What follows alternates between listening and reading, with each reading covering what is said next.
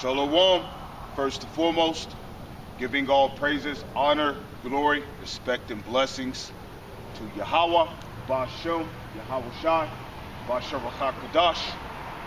Salutations to the Lord's elect on the four corners of the earth, pushing this truth and sincerity while patiently waiting for Yahweh Shai's return. And double honors to our apostles and elders of Great Millstone, which have taught us everything we know through the spirit and power of Yahweh, Bashem, Yahweh Shai. Now the Lord has me out here once again, a candle to be a light unto the Israelite Gentiles. The Israelites, they don't know who are Israelites, but they're Israelites because their father's seed line goes back to a so-called Negro, Latino, Native Indian. And to let you Israelites, to let you so-called Negro, Latino, Native Indians know that you are the true biblical Israelites according to the Holy Scriptures. If you don't repent and come back to the Heavenly Father and the Son, you're going to be destroyed by the coming prophecies that are written throughout the Holy Scriptures in the last days in the near future. So today I'm going to be going into different prophecies that are taking place around the world. So without further ado, let's get right into it.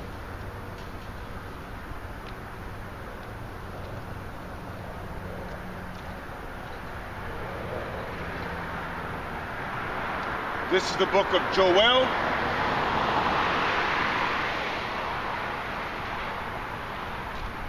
The book of Joel, chapter 3, verse 9. Proclaim ye this among the Gentiles. Now the Gentiles here in Joel 3, verse 9 is talking about the Arabs, which are the biblical Ishmaelites, the Africans, which are the biblical Hamites, the Hawaiians, who are the biblical Japhites, so-called white people, who are the biblical Edomites, Chinese people, who are the biblical Moabites, Japanese people, who are the biblical Ammonites, East Indians, who are the biblical Elamites. These are the Gentiles of Joel 3 and 9. The Gentiles of Joel 3 and 9 is talking about anybody who is not an Israelite. So if your seed line, if your father's bloodline, if your father's lineage does not go back to a so-called Negro, Latino, or Native Indian, you are not an Israelite. You are a heathen. You're going to be a slave in the kingdom of heaven.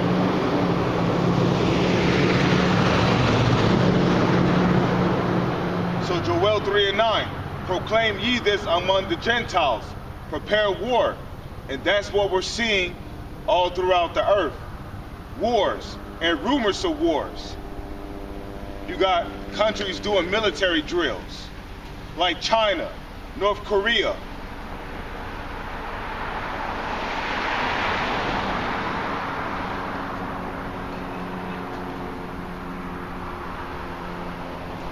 North Korea doing military drills. China sending out warships, sending up warning shots to the U.S. to withdraw their 30,000+ troops on the islands of Taiwan.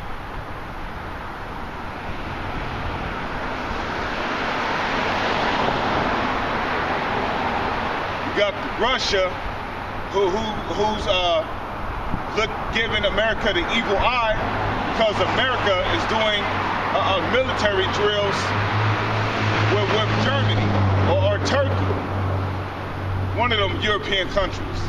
And Russia is saying that's a punch in their face. Russia making threats to retaliate against the United States if they was to continue doing military drills with these European countries outside of Russia. Several months ago, a nuclear scientist was killed, and the blame was put on the so-called Israelis, in which, by the By the way,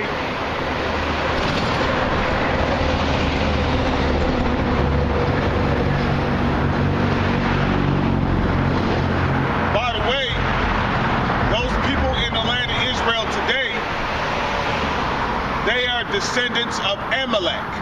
Amalek is a descendant of Esau. So those people in the land of Israel telling the world they're Jewish when they're not, those people are from Amalek. They are descendants of Amalek. Amalek is a descendant of Esau. So they are also Gentiles.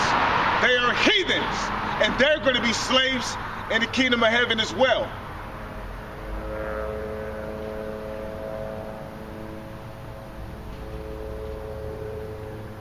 But the blame was put upon the so-called Israelis and the United States for the death of that top nuclear scientist in Iran.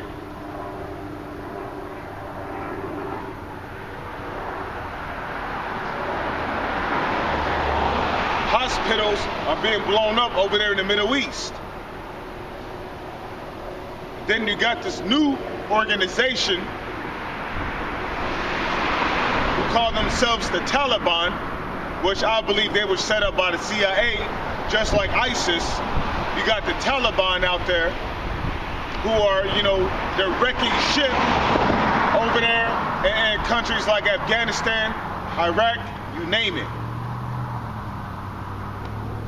So there's all kind of countries doing military drills, building up nuclear arsenal, developing new types of weapons and armor, because they're getting ready for World War III, which has already begun, but will inevitably escalate into a conventional war, which is going to be a war fought with MRAPs, tanks, foot soldiers, drones, stealth choppers, stealth bombers,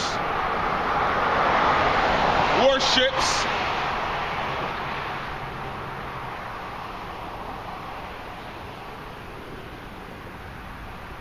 warplanes, military jets, robots,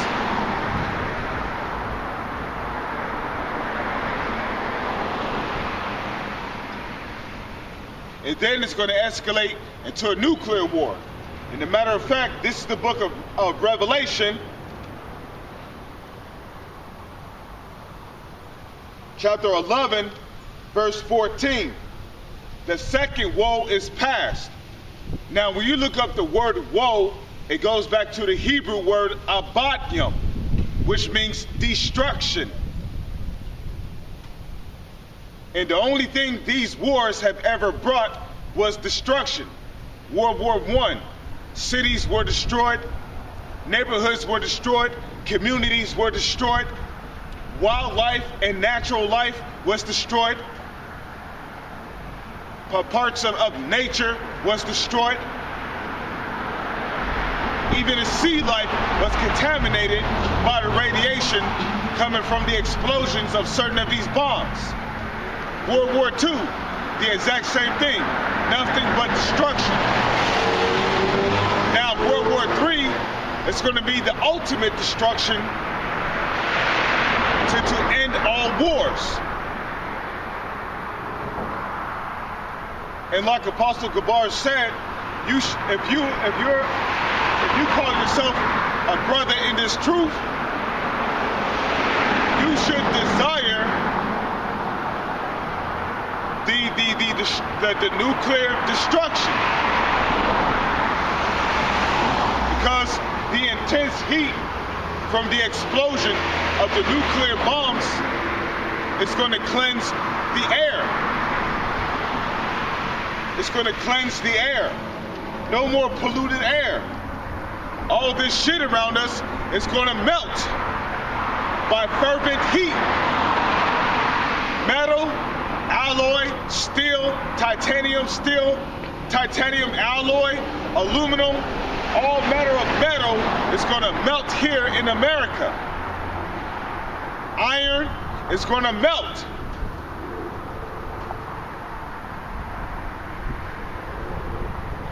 So the air is going to be purified of the chemicals that are being sprayed in the sky daily, 24/7.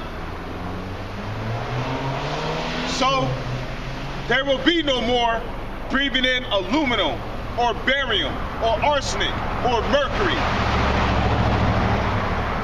or estrogen or different types of metals that mess with your God gene.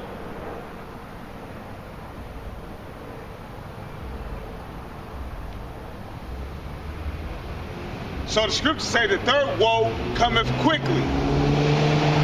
So Revelation 11 verse 14, the second woe is past, and behold, the third woe cometh quickly.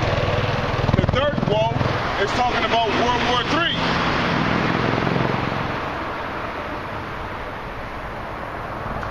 And World War III is going to be the war to end all wars. After World War III, there's going to be no more wars on this planet. So back in Joel 3 verse 9, proclaim ye this among the Gentiles. Prepare war. And that's what these nations are doing. They're preparing war for the ultimate war, which is going to be World War III, which is going to be the most devastating, violent, and chaotic war to end all wars. There's going to be no more wars after World War III. There ain't going to be no wars in the kingdom of heaven. It says, wake up the mighty men. The mighty men are talking about these different military men of these different nations that train day in and day out to prepare themselves mentally and physically for World War III.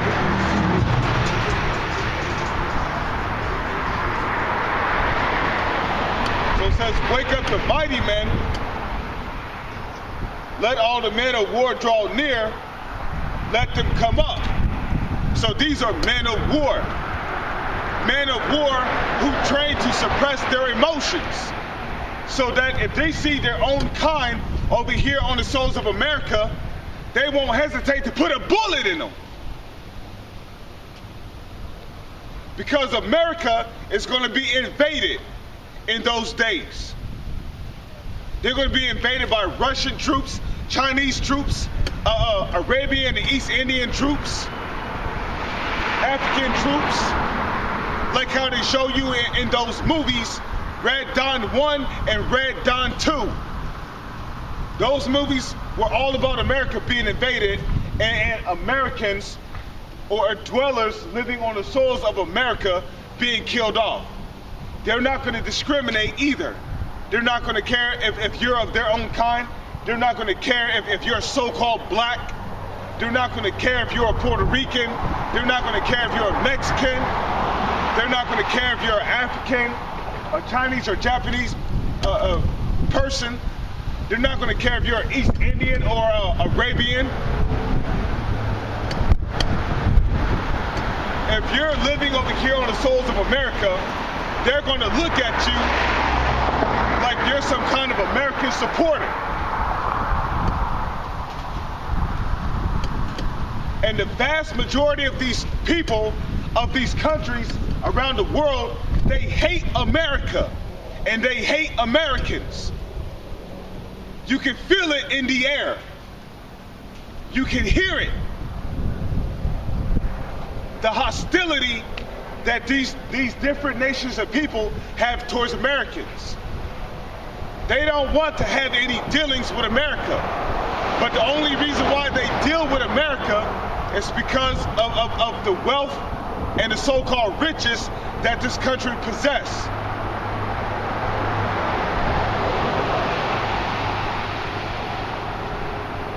But China and Russia, they've already started developing their own financial system where they can deal in their own commodity and money and their own trades among themselves while having the United States excluded from that. There's already an oil pipeline that's being built that Russia is working on that excludes the United States. So America will have no part of that oil pipeline.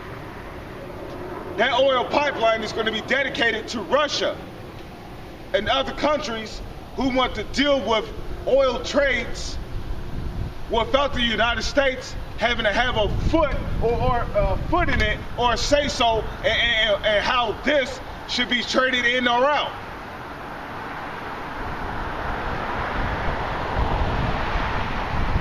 So it says, wake up the mighty man, let all the men of war draw near. Let all the men of war draw near, where to? To the Middle East. Okay, let them all draw near to the Middle East, which in the Middle East is known as Jehoshaphat, which is in the Hebrew is Yahweh Shabbat, which means Yahweh's the judge. And why is it called that? Because the Lord is going to judge those nations over there in the Middle East. First and foremost, for their violent acts against the nation of Israel, and also because of their own wicked acts. And the Lord is not chastising them because he cares about them. The Lord is not chastising them, period. He's going to put those heathens to death over there in the Middle East, mainly because of their violent acts against the nation of Israel. So the Lord's going to bring their destruction upon their own head. And he's going to use their own weapons of destruction to do it.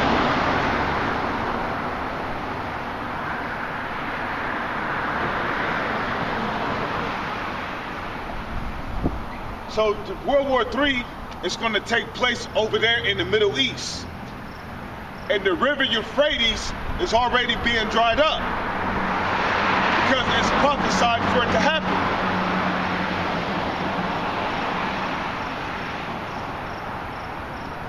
So with that river drying up, that's going to allow countries to make strategical moves against each other. With soldiers being able to travel on land to get to this particular part of the country, that's going to allow for strategical advantages, strategical advances.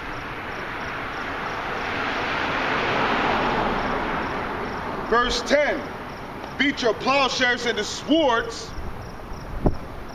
and your pruning hooks into spears. And this is when you're beating a plowshare into a sword or a pruning hook into a spear, what you're doing is you're upgrading your weaponry. You're upgrading your arsenal. That's what you're doing. You're upgrading your weaponry and your arsenal.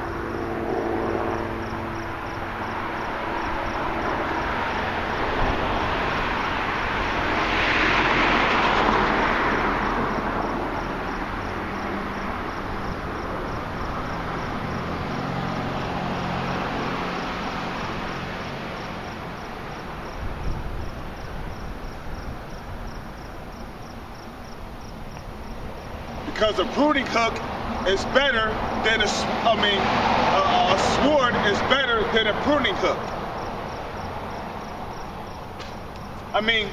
A sword is better than a plowshare. A spear is better than a pruning hook. So by beating a plowshare into a sword, and by beating a pruning hook into a spear, you're upgrading your weapon, your arsenal, your weaponry.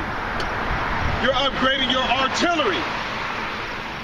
During World War II, the only country that had weapons of mass destruction was America, because America had atomic bombs like Skinny Boy and Fat Boy. Atomic bombs that was capable of wiping out damn near an entire civilization within a city of a civilization. Atomic bombs that could wipe out huge portions of a city. Now, around this time, Russia was known as the country with missiles, because Russia had missiles, but their warplanes was the only vehicles that was capable of using or wielding missiles. But that still did not change the fact that the United States had weapons of mass destruction. Okay, a weapon of mass destruction is a weapon that is capable of wiping out hundreds of thousands of people. No missile during that time around World War II was capable of doing that. Okay, a weapon of mass destruction, and notice how I say weapon, singular. One atomic bomb could wipe out hundreds of thousands of people. America had that type of firepower during World War II, and no other country had that but America. So that would explain why all of these other countries feared America. America was feared by all of these other countries because of weapons like Skinny Boy and Fat Boy. Two weapons of mass destruction that could wipe out hundreds of thousands of people with one blast. And these were bombs.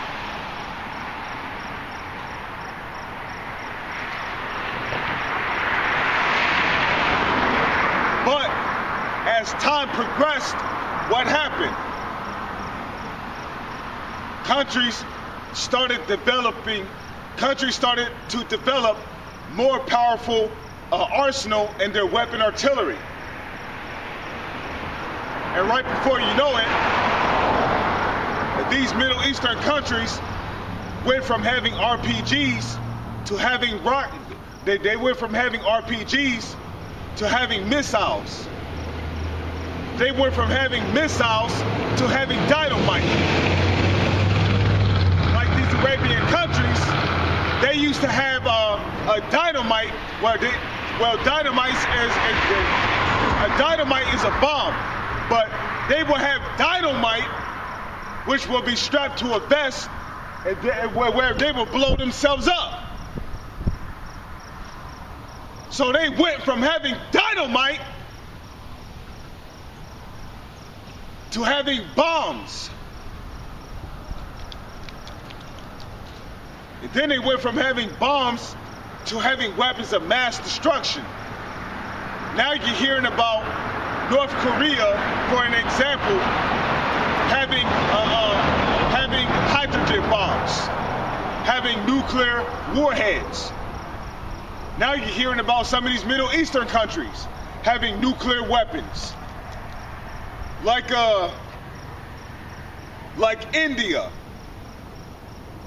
They have weapons of mass destruction. They have nuclear arsenal. Iran, they have nuclear missiles. The land of Israel, them gutter rats in the land of Israel, they have weapons of mass destruction. They have nuclear missiles. Russia, they have nuclear missiles. They have different tiers of nuclear weapons. Give me 1 second.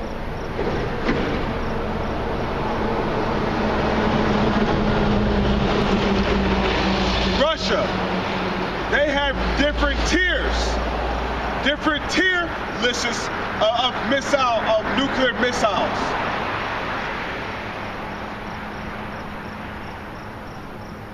Okay? They have a lower tier nuclear missile called Satan 1,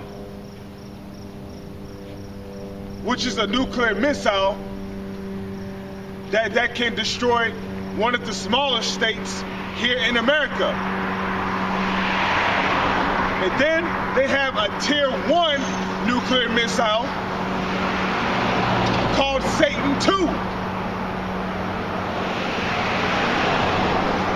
And this tier 1 a nuclear missile called Satan 2 can basically destroy a country the size of Texas.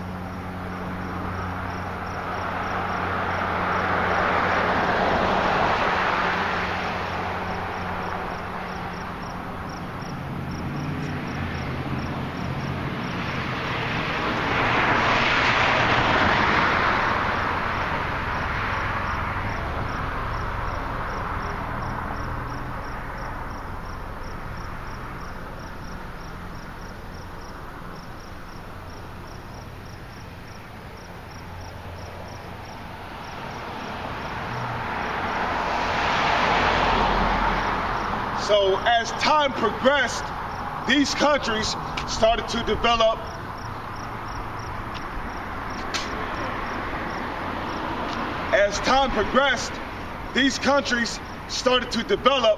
more and more powerful weapons that can rival that of the firepower of the United States.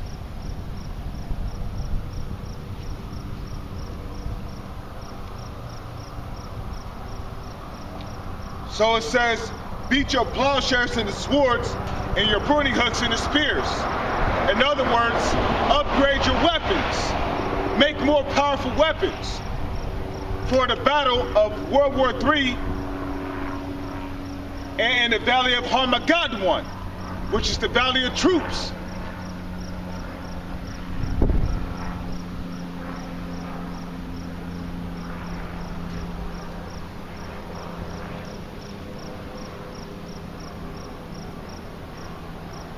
Okay, it says, let the weak say I am strong. The countries that were once regarded as weak can now say they are strong because they have firepower that can rival that of the United States. Verse 11, assemble yourselves and come, all ye heathen.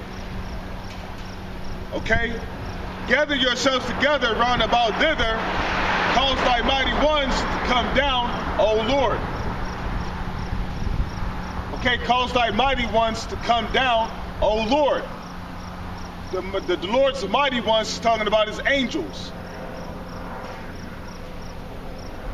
Which, when that time comes, Michael's going to be there, Yahushua is going to be there, and the innumerable amount of angels is going to be with Yahushua.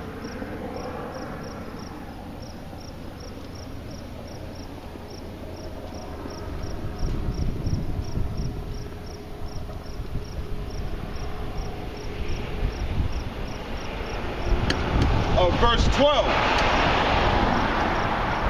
it says, let the heathen be wakened and come up to the valley of Jehoshaphat, for there will I sit to judge all the heathen round about. Now, I mentioned it earlier, Jehoshaphat goes back to the Hebrew word Yahweh Shabbat, which Jehoshaphat is really two words.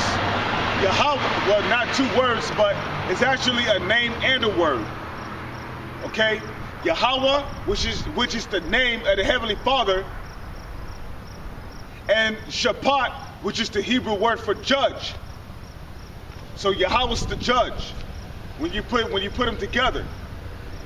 And why is it called that? Because the Lord's going to judge those heathens over there in the Middle East, especially for their violent acts against the nation of Israel, which are the so-called Negro, Latino, and Native Indians.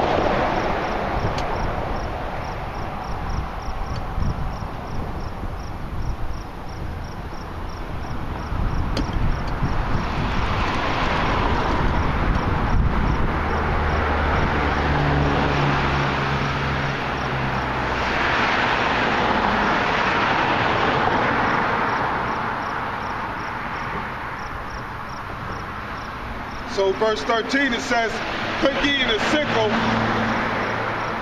for the harvest is ripe. The harvest is ripe. You know, the time for the Lord's visitation and to take these heathens by storm. It says, come get you down, for the press is full, the fats overflow, for their wickedness is great. And like it tells you, in the book of 2nd Esdras, the 5th chapter, it tells you that wickedness have exceedingly polluted the whole earth, and their hurtful works are fulfilled. So wickedness have exceedingly polluted the whole earth.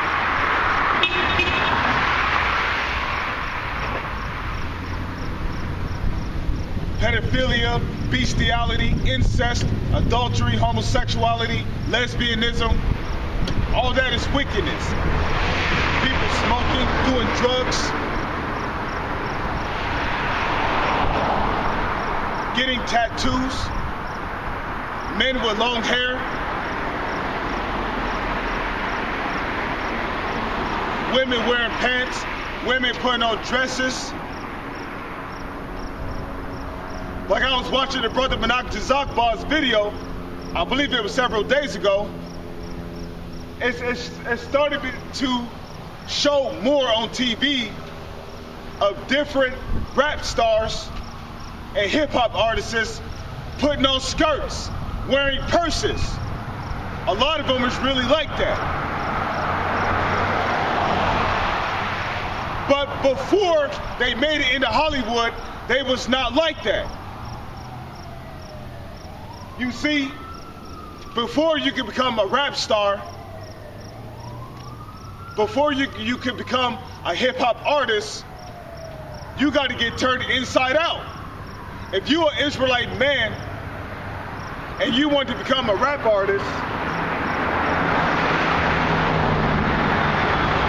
or if you want to be famous on TV, if you want riches and fame in this society, you got to bend over and let another man stick his rod inside your butthole. And according to the Holy Scriptures, that's sodomy. And the Scriptures speak about how there shall be no sodomites of the nation of Israel.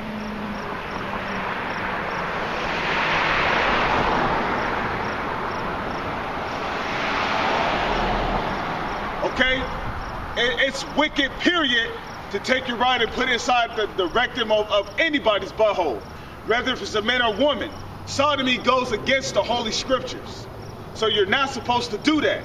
That's wicked and that's filthy.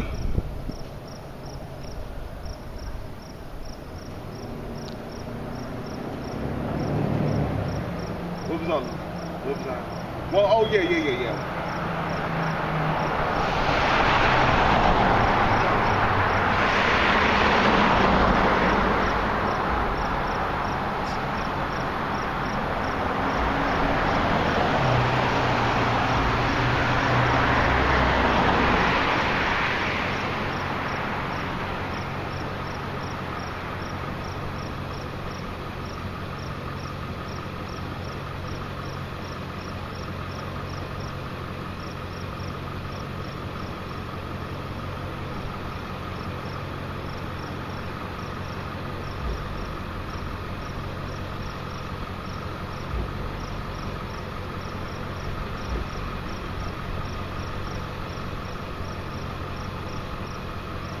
So, this is the book of Matthew, chapter 16, verse 25.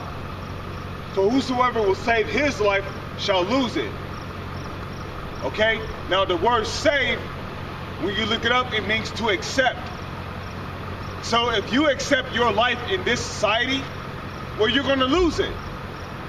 A lot of these pop stars, rap stars, movie stars, rap stars, hip-hop stars, rock stars, country stars, name it. Hollywood stars, sports stars, a lot of them have found their lives. A lot of them have found their lives in this society. So what's going to happen? They're going to lose it. For one day, those riches are going to come to naught.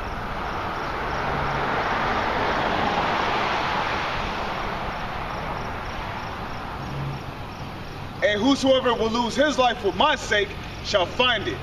These are the words of Yahushua. Okay, he said, if you lose your life for his sake, you're going to find it. You lose your life for the sake of Yahushua by separating yourself from the world.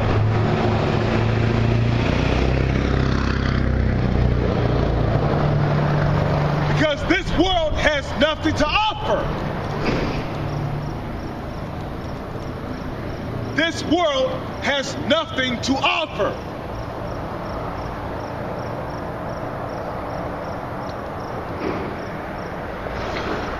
Matter of fact,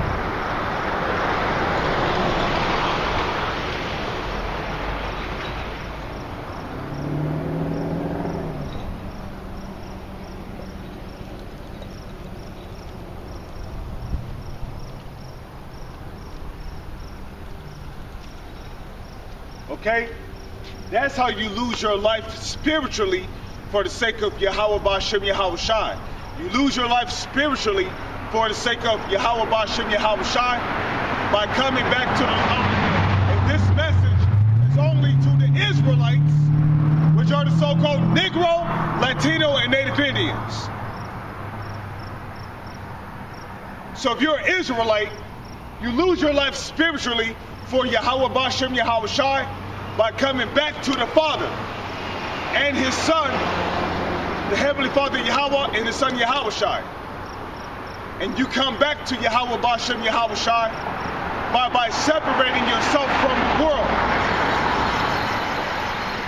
You're not trying to make it in this society. You're not going to college. You're not going to clubs or house parties. You're not hanging out with niggas no more.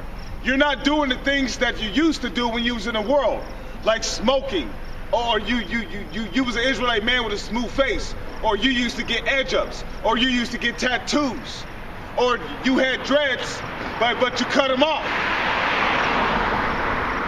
You're not a man with long hair anymore.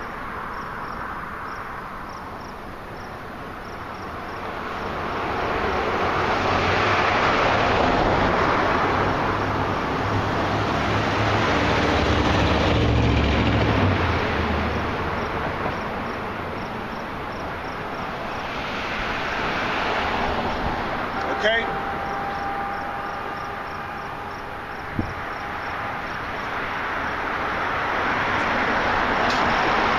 You're not a man.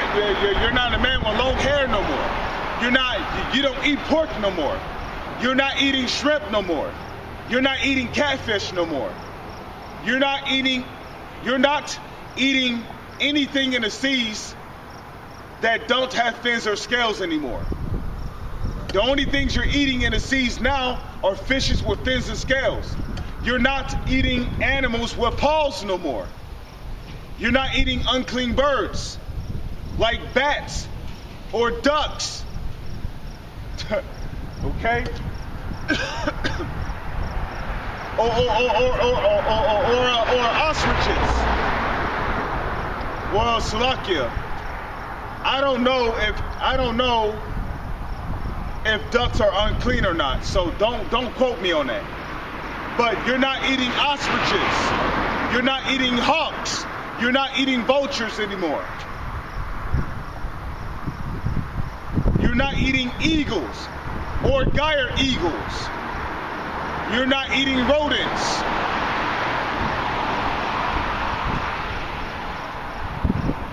So when you lose your life spiritually for Yahweh Shai, you put off the things, you put off the works of the world, and you come back to Yahweh Bashem Yahweh Shai by repenting from your sins and your wickedness and doing that which is right in the sight of Yahweh Bashem Yahweh Shai.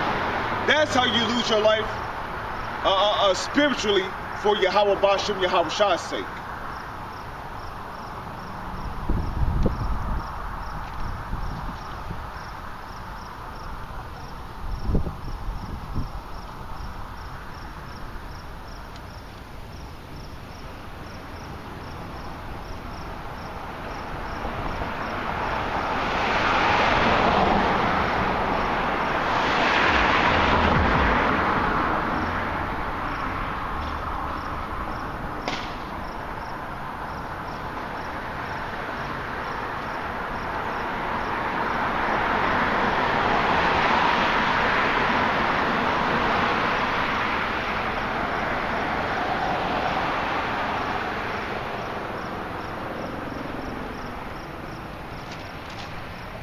Now, this is the book of Micah, chapter 2, verse 10. It says, "Arise ye and depart, for this is not your rest." This kingdom is not our rest. Like the saying always go, we did not come over here on cruise ships. We did not come over here on the Titanic. We did not come over here on party ships. we came over here on slave ships in a state of mourning. Why? Because we transgressed and we sinned against the Lord. So this wicked society was built to punish us as a nation of people. But our punishment is almost up.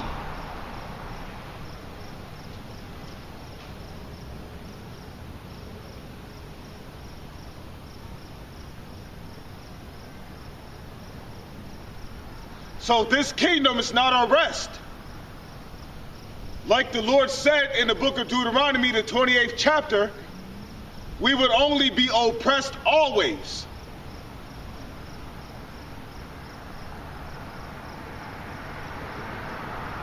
We will be oppressed always.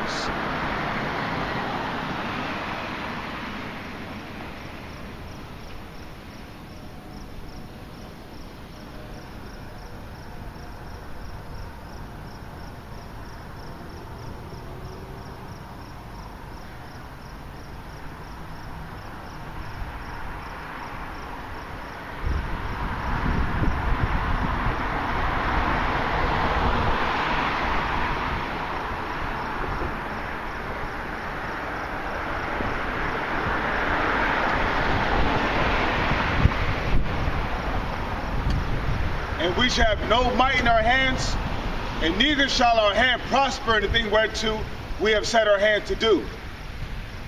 So we was never meant to make it in this society.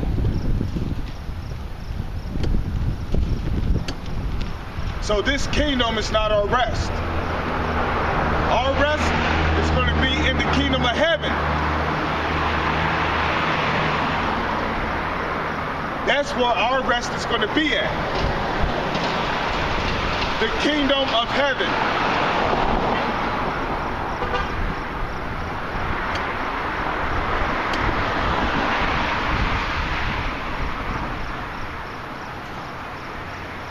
So arise ye and depart.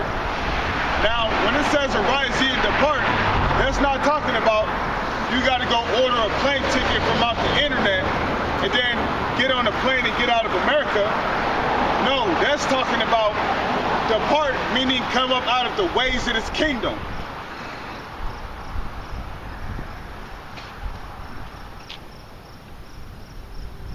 Arise ye and depart from the ways of this kingdom, for this is not your rest. The kingdom of heaven is our rest. That's where we're going to find our eternal rest, our eternal happiness, our eternal joy, our eternal excitement. We're going to be able to live in the kingdom of heaven without worrying about somebody plotting to attack us or to take us out of power. We're never going to be taken out of power in the kingdom of heaven. Because back in the ancient world, we will be taken out of power because of our sins and our transgressions against Yahweh Bashem Yahweh Shai. But in the kingdom of heaven, we're going to be in those new bodies, the incorruptible ones, the bodies that's going to be impossible to corrupt. We're going to be perfect. We're never going to be able to sin or transgress against Yahweh Bashem Yahweh Shai ever again. So we're going to be perfect. So we're never going to be taken out of power. Our rulership is going to be for all eternity. And that's a part of the gospel, which means the good news. So back in Micah 2 verse 10, arise ye and depart, for this is not your rest, because it is polluted, it shall destroy you with a sword destruction. This kingdom is polluted, first and foremost, by the bloodshed of the Israelites, which are the so-called Negro, Latino, and Native Indians. This land is polluted by the bloodshed, starting with Gad, when the conquistadors and the Spaniards, who were so-called white people calling themselves conquistadors and Spaniards, but those crackers, they was really Edomites. I'm talking about the conquistadors and the Spaniards.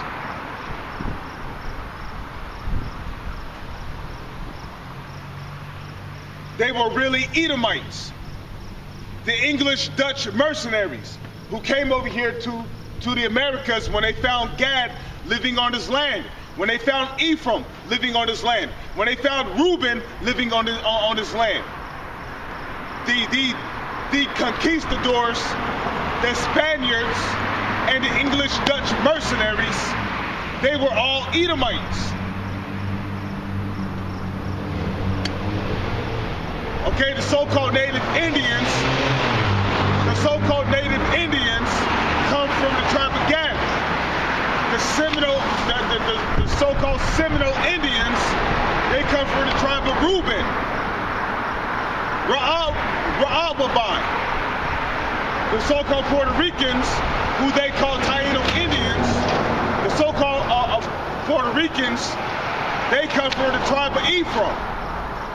Okay, Issachar, the so-called Mexicans, even they inhabited certain parts of the Americas. Okay, Issachar, they used to live here on the soils of America too. This is also their land. This land belongs to them too. Okay, so-called Mexicans, they come from the tribe of Issachar.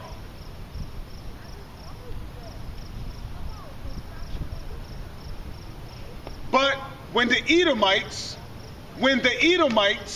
who was calling themselves conquistadors and Spaniards and English Dutch mercenaries, when they came over here, they slaughtered off a huge majority of the so-called Native Indians and the Seminole Indians and the Puerto Ricans and the Mexicans. And the remaining of them that survived, they either pushed them out of their territories or they made them into slaves. Okay, the so-called Mexicans, they was pushed down into the southern parts of America, and then these so-called white people, they had the nerve to change the name of that area to Mexico, because that's where they pushed the so-called Issacharites down at. Gad was obviously scattered throughout different parts of the Americas, just like the Seminole Indians. But this land is polluted because of the bloodshed of the Israelites. Okay, especially during the time of slavery. What was going on? Our blood was being shed even during that time.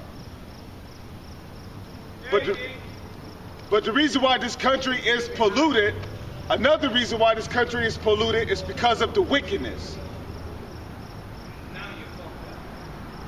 Because, well, when you read the book of 2nd Esdras, the 15th chapter, what does it tell you? Wickedness have exceedingly polluted the whole earth. So this country is also polluted because of the wickedness that is happening on a wide scale all throughout the whole earth, but especially here in America, which is the homeland of wickedness.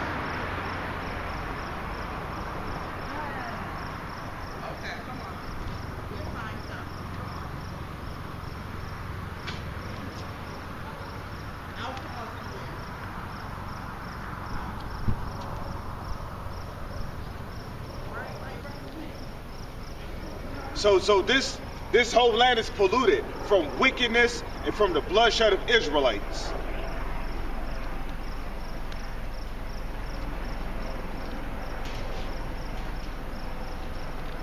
So this is the book of Numbers, chapter 35. Numbers chapter 35.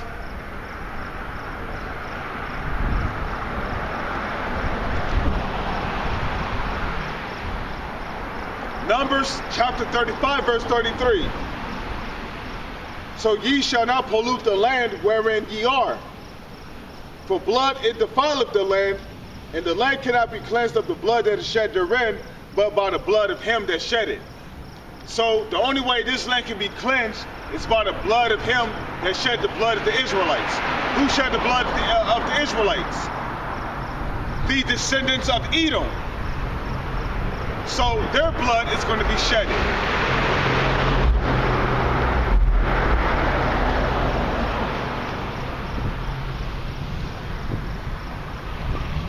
Now,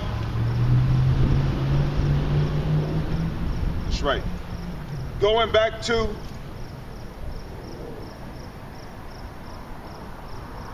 the book of Matthew, chapter 16, verse 25. For whosoever shall save his life shall lose it. Now,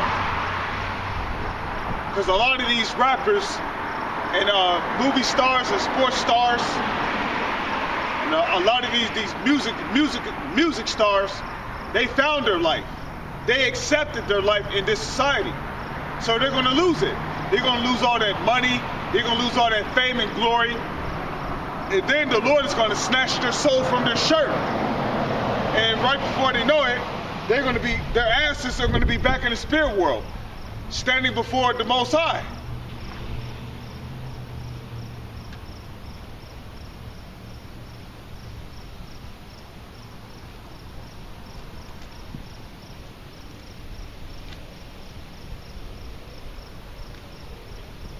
So if you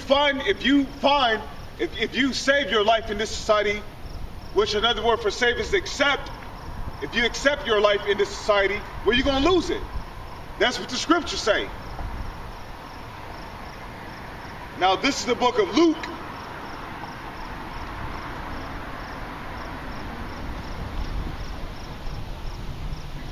This is the book of Luke, chapter 6, verse 24. But woe unto you that are rich, for ye have received your consolation. No, for ye have received your consolation. These are the words of Yahushua, who the world ignorantly calls Jesus. He said, woe unto you that are rich. Okay? Now, don't get me wrong. There's nothing wrong with being rich. You know, you can be rich. And you can be rich in this society, but it's how you deal as a rich person. Because there's a lot of people out there who are rich, but they're evil as fuck. They're evil. Their whole mindset is corrupted. They're rich, but they're over here doing drugs. You know, they're rich, but they're looking down on the poor. They're shitting on the poor. They're spitting on the poor. They're rich, but they're taxing the hell out the poor. They're oppressing the poor. You got all this money, but you're still taking hundreds of dollars out of people's checks. And that's yearly.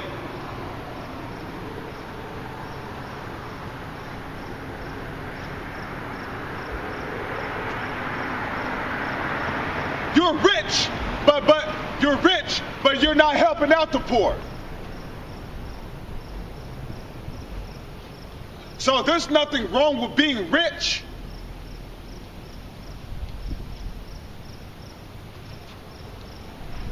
There's nothing wrong with being rich, but it's how you deal as a rich person.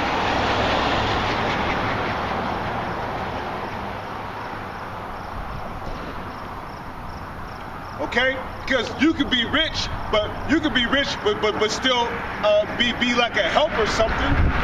You know? You can still be a help. You can still like hand out money.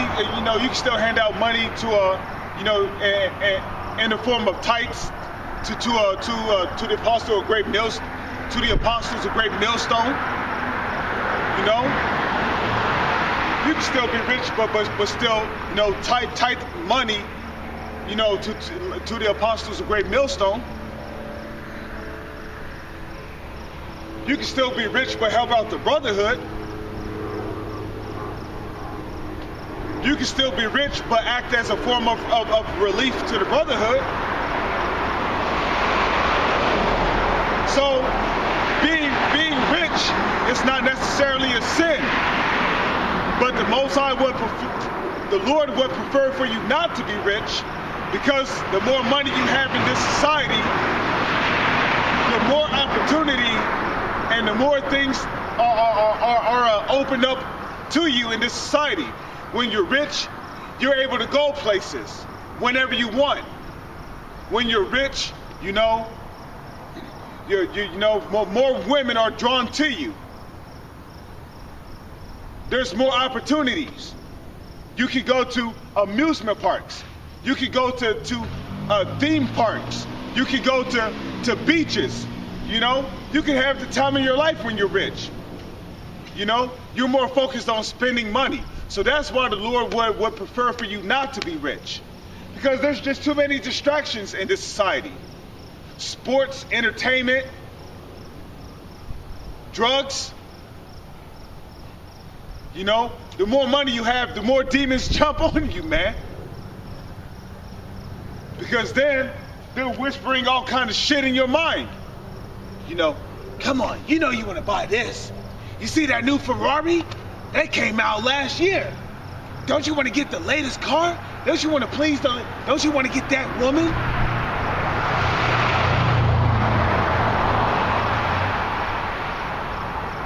Don't you want to take your family here? Look outside, it's beautiful. Don't you want to have a cookout with your family? Don't you want to go to Dave & Buster's and play laser tag with your son?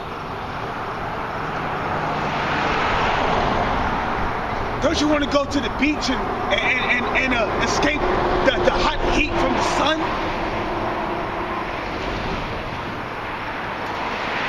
So, the more money you have in this society, the more distractions. Clubs, partying, house parties.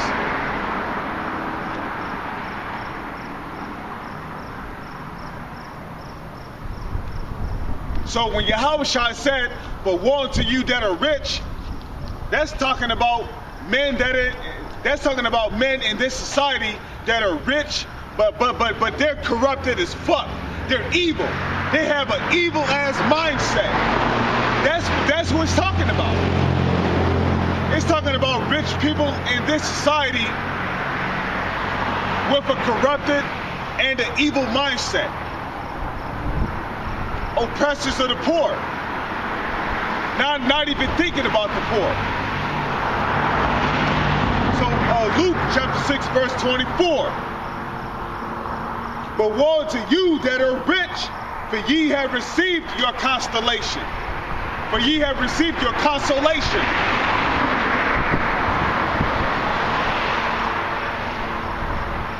It says, woe to you that are full, for ye shall hunger. Woe to you that laugh now, for ye shall mourn and weep. Okay, that's what the scriptures say. Charge them that are rich in this society that they be not high-minded.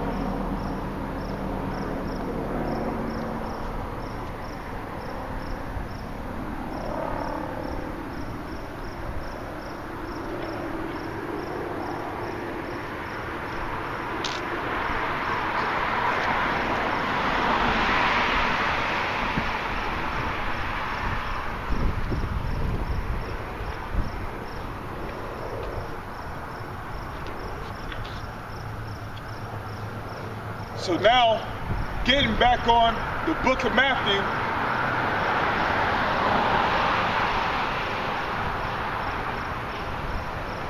chapter 16, verse 25. For whosoever will save his life shall lose it, and whosoever will lose his life for my sake shall find it. Okay? You lose your life for Yahweh B'Shem Yahweh's sake by repenting from the ways of this world and coming back to Yahweh B'Shem Yahweh. Okay? That's how you lose your life spiritually. Now, don't get me wrong. There are men in this truth. There are men in this truth that are going to become martyrs for Yahweh. They're going to be, I could be a martyr. You might have to be a martyr for Yahweh B'Shem Yahweh. But, like it tells you in the book of Revelation, the 14th chapter, right? Blessed is he that die in the name of the Lord for him stands for. Matter of fact, let me get that. Because even if we do die for this truth, guess what? If we're of the elect, we're going to be risen up with Yahushua, and we're going to live with Yahushua. We're going to be the first ones to rise up with Yahushua when he comes back. We're going to, Lord's will, if we're of the elect and we die for this truth, when Yahushua come back, we're going to be risen up on those chariots in our glorious bodies, those extraterrestrial bodies.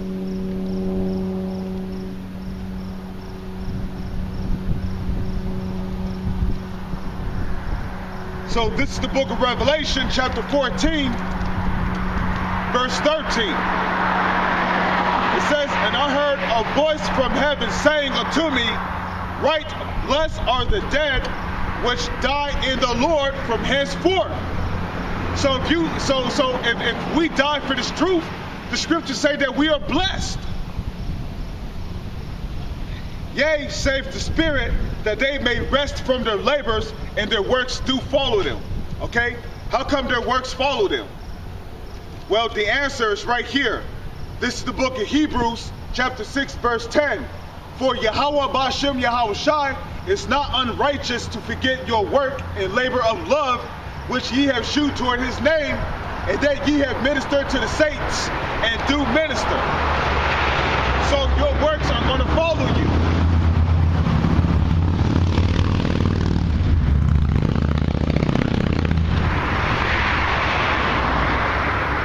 Okay? Your works are going to follow you.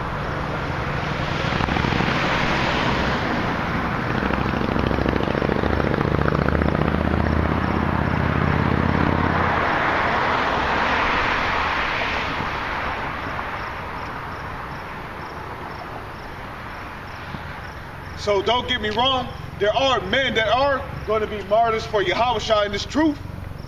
This is the book of Revelation,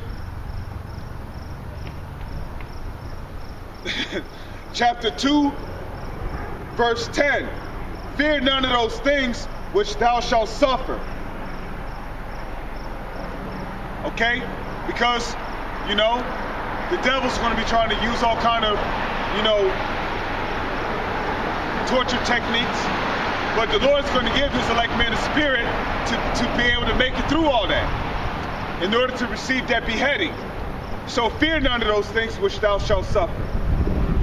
Some brothers might have to, some brothers, they might have to deal with their family members being tortured in front of them. Like in the book of 2 Maccabees. A mother and her sons. Her sons were tortured in front of her before she died a torturous death.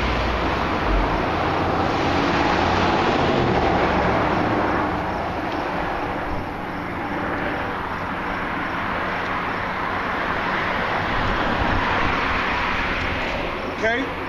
But the Lord's going to give his elect man a spirit to make it through that torture. "Fear none of those things which thou shalt suffer. Behold, the devil shall cast some of you into prison." The prison is talking about the concentration camps. These different FEMA camps where they have guillotines and different execution methods to have you murdered. So the devil shall cast some of you into prison. When you look up that word devil, it goes back to the Greek or the Latin word diabolos, which means pertaining to a man, or pertaining to a man by whom opposing the will of God, which we know God to be who the world calls, which we know God to be Yahweh, who is the true power. It says that ye may be tried, tested, and ye shall have tribulation 10 days. Be thou faithful unto death, and I will give thee a crown of life. So we're supposed to be faithful unto death. So what if you have to be beheaded in a concentration camp for not taking the RFID chip? which is the mark of the beast. Guess what? The scriptures say that you're going to receive a crown of life.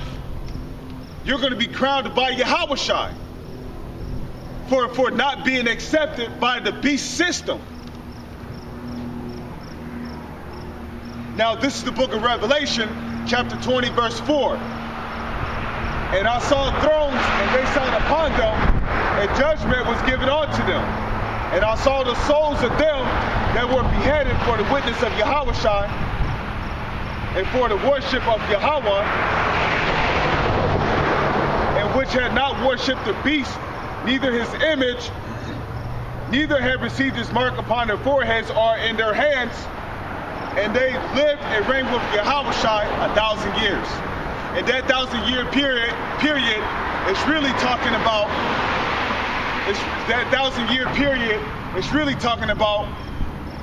when Yahushua and his elect men are going to have these heathens in slavery for 1,000 years.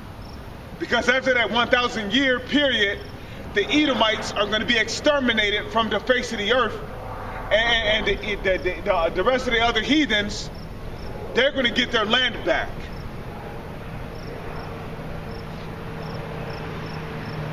But they're still going to be tributaries to the Israelites.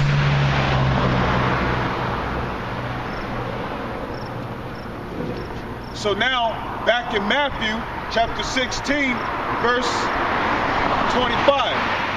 For whosoever will save his life shall lose it, and whosoever will lose his life for my sake shall find it.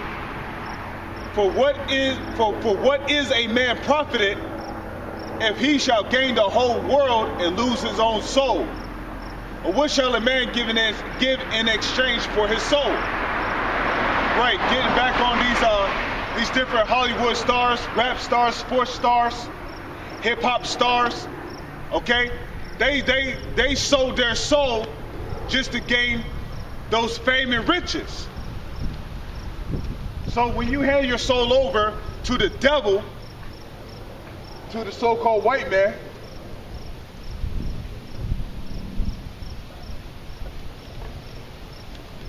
so when you sell your soul to the devil, the so-called white man, you have to do what he say. So if you're an Israelite man, if he tell you you got to drink cum and eat doo-doo and then bend over and get popped in your butt, and then you got to put on a skirt and show yourself on national TV, you got to do it. So with that, I'm going to say Baruch Atah Yahweh, Baruch Atah Yahushua, Baruch Atah Yahweh, Baruch Atah Yahushua, Baruch Atah Yahweh, Baruch Atah Yahushua, Baruch Atah Yahweh, Bashem Yahushua, Bashem HaKadosh. Salutations to the Lord's elect on the four corners of the earth, pushing this truth and sincerity. Double honors to our apostles and elders of Great Millstone, which have taught us everything we know through the spirit and power of Yahweh, Bashem Yahushua. DTA Abba Babal is on to the next one.